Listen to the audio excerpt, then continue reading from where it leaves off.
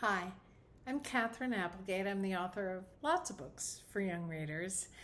And I can tell you when you hear that one of your books has been chosen for the TLA Master List for the Bluebonnet Award, it is beyond exciting.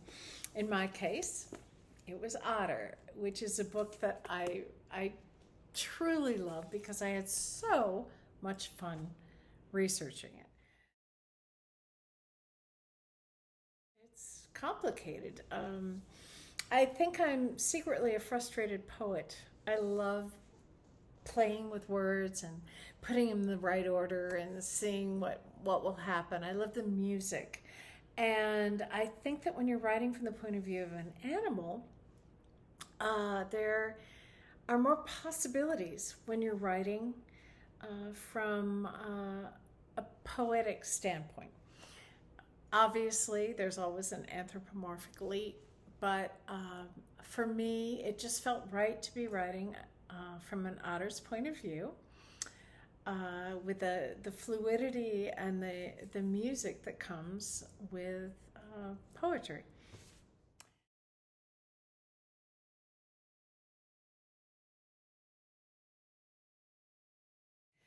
Well, one of the things I've noticed when I do school visits, which I love doing, is that kids are really worried about climate change and engaged and idealistic, and they want to think about the future and how they can help. And the specificity of Otter's voyage, the interaction with her and with the wildlife biologists who change her life, I think is a really provides a sort of concrete way that kids could imagine having an effect on the environment. So if they take that from it, I would be thrilled.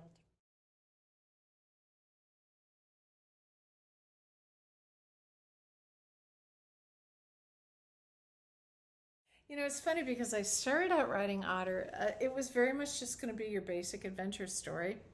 Otter ventures out a little too far and encounters a great white shark, and it changed dramatically when I started doing more research. Monterey Bay Aquarium was the source for much of it because they have worked so extensively to bring orphan baby otters um, back into the fold, as it were, and then out into the wild again. And when I learned about that, I became fascinated, and the whole story sort of took a U turn, but in the best possible way. Uh, they have been so incredibly helpful, and I could not have put together this book without the incredible research and efforts that they have put into their daily work of finding places for these orphaned otters to return.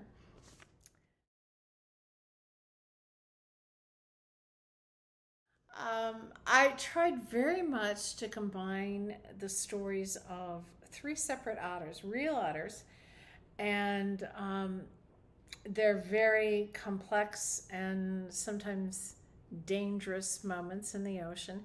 And at the end of the day, the fact that an otter might become a surrogate mom seemed to bring Otter Story full circle. So, but it was with a certain amount of sadness, I have to admit, because of course I wanted her to go back out into the wild.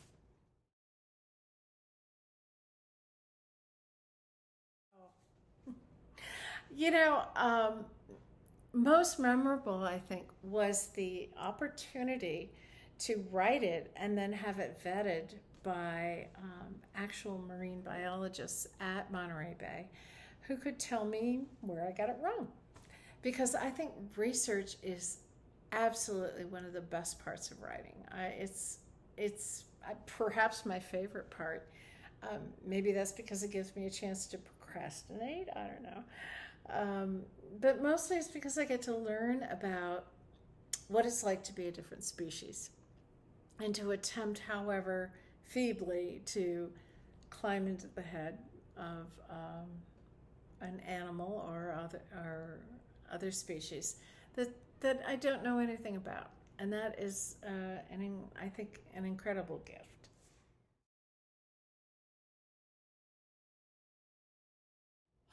I like to tell young writers to embrace their weird.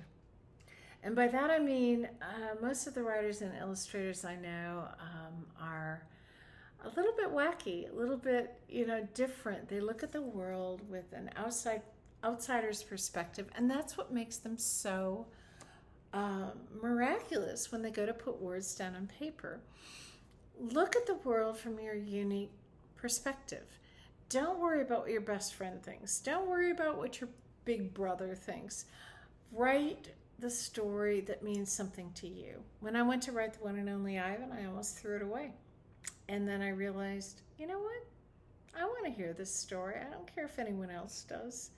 And that is how you find your truth, and that is how you find your voice.